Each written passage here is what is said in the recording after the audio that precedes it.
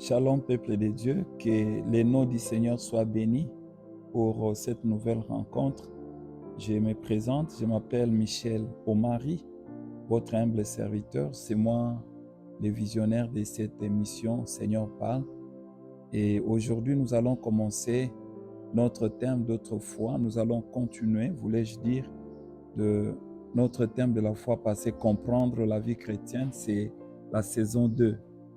Et sans plus tarder, je vais vous demander de prier avec moi pour que le Saint-Esprit nous accompagne pendant ces moments d'enseignement. Et je peux croire de tout mon cœur que le Seigneur nous fera énormément du bien. Prions au nom de Jésus. Saint-Esprit de Dieu, nous avons besoin de toi. La Bible nous dit, c'est poussé par le Saint-Esprit que les hommes ont eu à parler de Dieu. Pousse-moi, Saint-Esprit, pour que je parle de Dieu, afin que mon frère, ma soeur, qui me suit soit édifié, soit consolidé dans sa foi. Au nom de Jésus, nous t'avons ainsi prié et demandé. Amen, amen. Shalom, bien-aimés, nous vous aimons dans le nom puissant de Jésus. Et aujourd'hui, nous allons prendre un autre bien-aimé thématique qui parle de toujours dans le cadre de la vie chrétienne. Et nous voulons affirmer, comme nous l'avons toujours dit, que les séries de nos enseignements se basera sur des affirmations qui seront confirmées sur base des références bibliques. Et aujourd'hui, nous parlons de la vie chrétienne comme étant une vie d'amour. La vie chrétienne, c'est une vie d'amour bien-aimé. Et la question que nous allons nous poser pour confirmer ce que nous venons de dire, pourquoi disons que cette vie chrétienne est une vie d'amour? La réponse, bien-aimé, sera que c'est parce que notre Dieu, le Créateur du ciel et de la terre, bien-aimé, est amour. Et c'est par cet amour qu'il a pu, bien-aimé, sauver le monde entier. C'est par cet amour qu'il nous a rachetés de tous nos péchés. C'est par cet amour qu'il nous a délivrés de toute oppression du diable. J'aimerais que nous puissions lire cela dans Jean 3, le verset 16. C'est l'évangéliste Jean qui est en train de nous parler de cet amour de Dieu. Quand bien même l'homme s'était égaré de la voie du Seigneur, quand bien même Adam et Ève avaient désobéi à la parole de Dieu. La Bible nous dit dans Jean 3, le verset 16, j'aimerais les citer. La Bible nous dit, car Dieu a tant aimé les mondes. Donc Dieu a manifesté son amour vis-à-vis de l'homme qui était pécheur, qui avait désobéi à son mot d'ordre au jardin d'Éden. Car Dieu a tant aimé le monde qu'il a donné son Fils unique, Jésus, afin que quiconque croit à lui ne périsse point, mais qu'il ait la vie éternelle. Oh, quel grand amour, un amour bien-aimé inconditionnel. Dieu nous a manifesté son amour inconditionnel, bien-aimé, pour que nous soyons sauvés, pour que nous soyons plus esclaves de l'ennemi. Et vous remarquerez encore avec moi, si nous pouvons lire encore les Saintes Écritures, dans Romains 5, le verset 8, si je ne m'abuse, Romains 5, le verset 8, la Bible nous parle toujours de ce même amour que Dieu a manifesté vis-à-vis du monde. Le monde, bien-aimé, désigne les personnes qui sont loin de Dieu, les personnes qui sont tombées dans les pièges du diable, les personnes qui se sont éloignées de Dieu à cause de leurs actes irresponsables. Et Romains 5, le verset 8 nous dit, « Mais Dieu prouve son amour envers nous, en ce que lorsque nous étions encore des pécheurs, Christ est mort pour nous. » Imaginez-vous, Dieu fait un sacrifice terrible de son Fils unique Jésus, afin qu'au travers de ce sacrifice, nous ne soyons plus esclaves du monde des ténèbres. Nous ne soyons plus morts, parce que la Bible dit, le salaire du péché, c'est la mort. Quand l'homme a péché, bien-aimé, la mort est entrée dans sa vie. Mais Dieu n'avait pas une autre voie par laquelle il pouvait sauver le monde, si ce n'est que aimé le monde et de donner son Fils unique Jésus pour venir mourir à la croix. Merci Seigneur pour ce grand amour manifesté, bien-aimé, dans notre vie pour que nous soyons sauvés. Seigneur, merci pour l'œuvre de Golgotha qui fait que nous soyons sauvés aujourd'hui.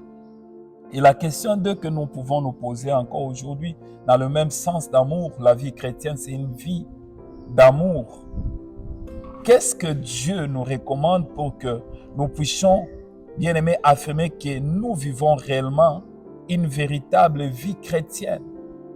Bien aimé, il y a des gens qui s'appellent chrétiens, mais ne vivent pas réellement cette vie chrétienne. Et nous allons voir avec vous, bien aimés, les recommandations divines qui affirment que nous sommes réellement dans une vie chrétienne véritable. Et sans plus tarder, nous pouvons lire Matthieu 22, le verset 36 à 39. Matthieu 22, ceux-là qui sont en train de lire la parole de Dieu avec nous. Nous lisons Matthieu 22, le verset 36 à 39. Nous allons lire au nom de Jésus, Matthieu 22, le verset 36 à 39. La Bible nous dit ceci. Maître, c'est le disciple, un disciple qui est en train de poser la question à notre Seigneur Jésus. Il dit, Maître, quel est le plus grand commandement de la loi? Le verset 37 du chapitre 22 nous dit, Jésus lui répondit, tu aimeras le Seigneur ton Dieu de tout ton cœur, de toute ton âme et de toute ta pensée. Le verset 38, c'est le premier et le plus grand commandement. Le verset 39, et voici le second qui lui est semblable. Tu aimeras ton prochain comme toi-même. Bien-aimés, pour que nous puissions dire que nous menons une vie chrétienne selon la pensée de Dieu, la Bible nous recommande des choses très importantes pour tout celui qui se dit chrétien, pour tout celui qui réalise qu'il est en train de mener une vie chrétienne véritable.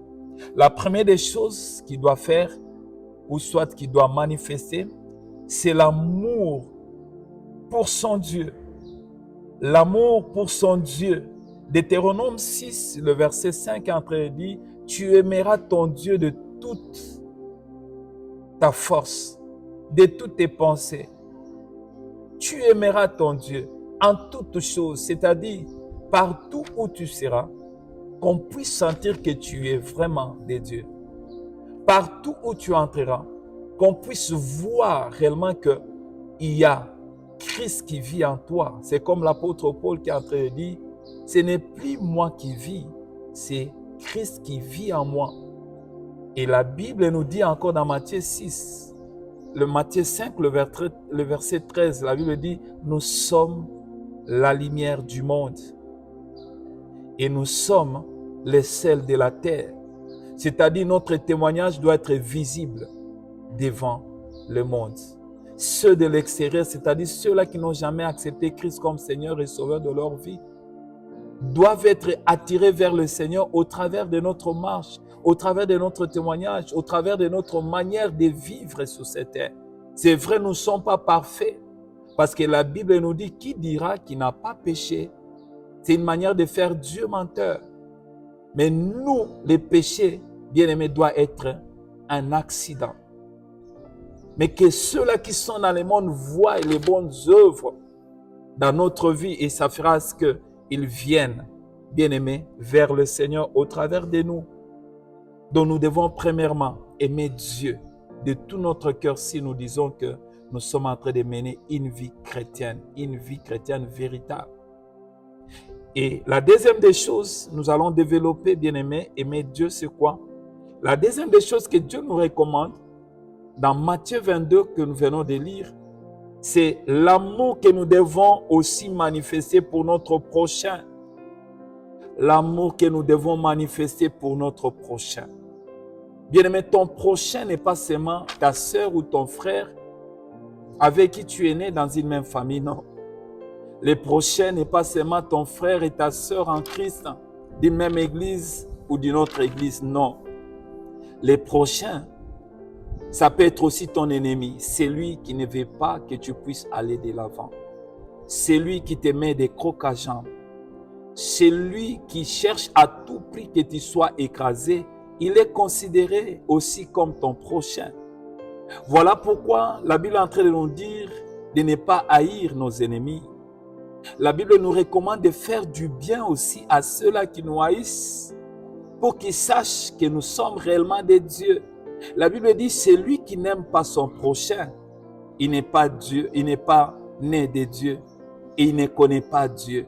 Donc si réellement tu mènes une vie chrétienne véritable, tu dois faire ces deux choses. Aimer Dieu de tout ton cœur, aimer ton prochain bien-aimé comme toi-même. C'est quoi aimer Dieu? C'est là où se pose le problème. Tu peux dire que j'aime Dieu, mais pratiquement, bien-aimé, il n'y a rien qui ressemble à l'amour de Dieu que tu as vis-à-vis de celui qui t'a créé. Aimer Dieu, c'est quoi? Aimer Dieu consiste à mettre en pratique ses commandements tout au long de ta marche chrétienne, bien-aimé. Si tu dis tu aimes Dieu alors que tu ne mets pas en pratique sa parole, c'est que tu es, bien-aimé, dans un autre camp. Aimer Dieu consiste à pratiquer sa parole, selon Jean 14, le verset 21. Jésus est en train de dire à ses disciples, c'est lui qui m'aime, c'est celui qui met en pratique ma parole. Moi aussi je l'aimerai et mon Père l'aimera. Et moi je me ferai connaître à lui. Bien-aimé, si tu aimes le Seigneur, voilà les avantages que le Seigneur nous réserve. Il va nous aimer aussi. Quand Dieu t'aime, il y a beaucoup de surprises agréables qu'il nous réserve. Et le Père aussi t'aimera. Et il dit, il se fera connaître à toi. Quand Jésus s'est fait connaître à toi, bien-aimé, tu es un homme heureux, tu es une femme heureuse, parce qu'il y a beaucoup d'avantages. Écoute ce que Proverbe 8 est en train de nous dire. Je crois le verset 17. La Bible dit, j'aime ce que m'aime. Et il dit encore, je suis sur le chemin de la droiture et sur le sentier de la justice pour donner à mes bien-aimés des biens durables, pour remplir leurs trésors, pour leur accorder la gloire. Bien-aimé, si tu aimes véritablement Dieu, la gloire t'attend. Si tu aimes véritablement Dieu, bien-aimé, les succès t'attendent. Si tu aimes véritablement Dieu, bien-aimé, les portes te seront ouvertes. Dis Amen, Amen. Et les succès, j'ai cité cela, ça va t'attendre. La réussite, ça va t'attendre. Et Dieu, bien-aimé, sera là à tes côtés. Et nous sommes référés, bien-aimés, à deux références pour donner les conséquences quand nous aimons le Seigneur. Nous sommes référés à Josué 1, le verset 8. La Bible dit, si nous méditons la parole jour et nuit, et si nous marchons selon cette parole, les succès et la réussite seront notre lot. Et quand vous lisez aussi Psaume 1, la Bible dit, médite la parole jour et nuit, et tu seras comme une plante qui est placée auprès d'un courant d'eau. À chaque saison, il donne ses fruits, c'est-à-dire là où les hommes échouent, toi tu réussiras. Pourquoi? Parce que tu aimes Dieu, tu mets en pratique sa parole. Amen, amen. Et c'est quoi aimer son prochain? Là, je vais lire juste ce que j'ai écrit dans mes notes, bien-aimés. Aimer son prochain consiste à lui témoigner de l'attention, de l'affection, lorsqu'il en a besoin. Donc, quand toi, bien-aimé, tu t'intéresses à celui qui est dans la souffrance, à celui qui est en train de pleurer, à celui qui a besoin des habits, à celui qui a besoin, bien-aimé, d'un soutien moral, spirituel, quand il en a besoin. C'est l'amour que tu es en train de manifester vis-à-vis de ses prochains. Et j'aimerais te dire, bien-aimé, non seulement ses prochains seront reconnaissants vis-à-vis de toi, dans les cieux, il y aura aussi un mouvement en ta faveur. Et comment savoir que nous aimons notre prochain pratiquement, d'une manière pratique, selon la parole de Dieu?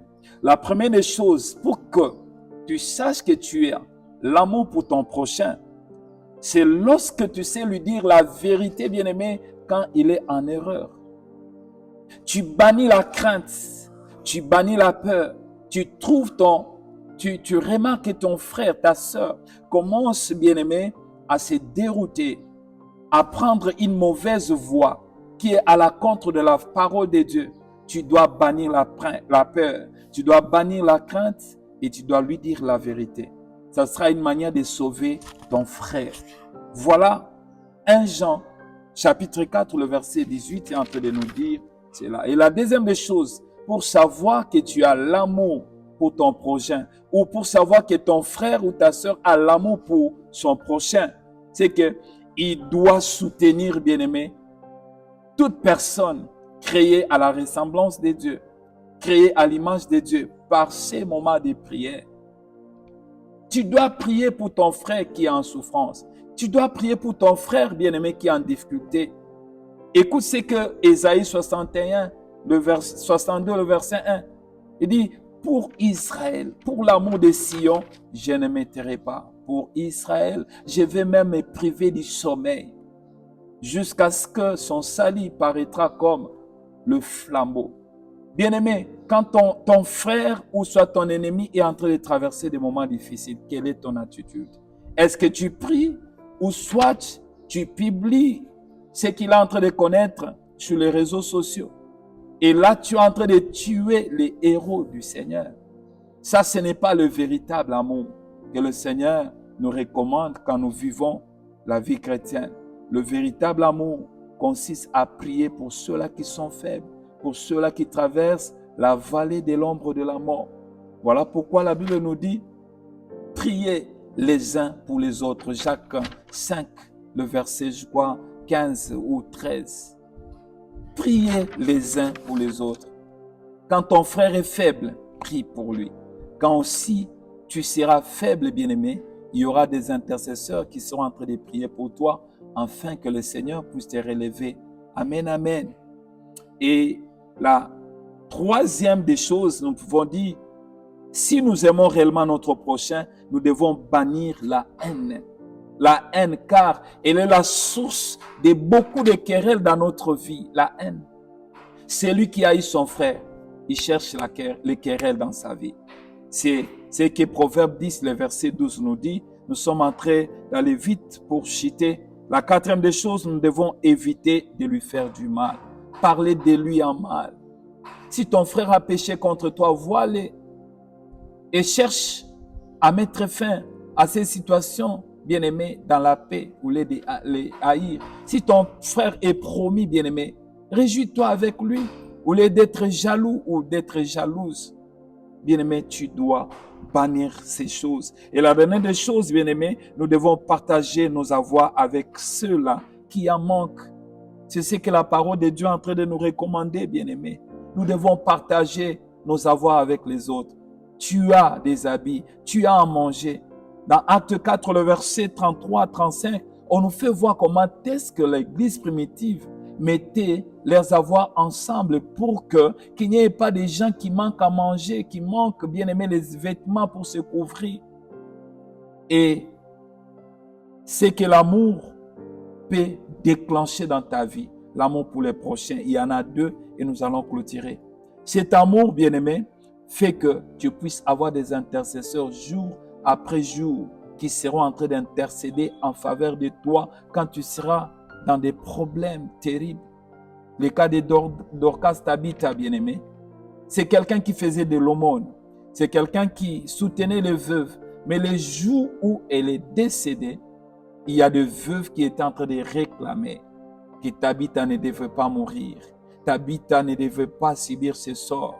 Et Pierre est venu, il a prié pour Tabitha dans la chambre haute de prière, bien-aimé, et Tabitha était ressuscitée. Il y aura des gens qui vont prier pour toi à cause de l'amour que tu auras à témoigner pour eux. Et la dernière des choses, cet amour t'ouvre les portes dans les cieux. Matthieu 25, le verset 34 à 40, je vais paraphraser. Jésus est en train de dire à ceux-là qui l'avaient aidé, j'avais faim, vous m'avez donné à manger. J'étais dans la souffrance, vous m'avez assisté. J'étais malade, vous êtes venus me visiter. Et le ciel était ouvert pour eux. Pourquoi? Parce qu'ils ont aimé leur prochain. Bien-aimés, j'aimerais vous dire ceci. La vie chrétienne, c'est une vie d'amour. Nous devons nous aimer. Et non seulement nous aimer, nous devons aussi aimer Dieu pour que nous puissions jouir pleinement de tout ce que Dieu a préparé pour nous et de tout ce que les autres peuvent faire pour nous à cause du témoignage que nous avons bien aimé manifester vis-à-vis d'eux. Que le Seigneur vous bénisse abondamment. Je suis votre serviteur, Michel Omari, le visionnaire de cette émission, et nous sommes en train de parler de comprendre la vie chrétienne, saison 2, et nous avons parlé de la vie chrétienne qui est la vie d'amour.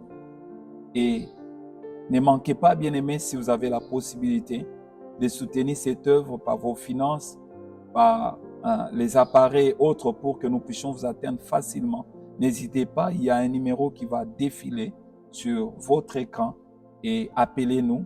Et si vous avez un petit souci par rapport à l'enseignement que nous avons donné, n'hésitez pas, appelez-nous toujours à ces numéros WhatsApp et nous allons répondre par la grâce de Dieu. Que Dieu vous bénisse abondamment. À la prochaine occasion.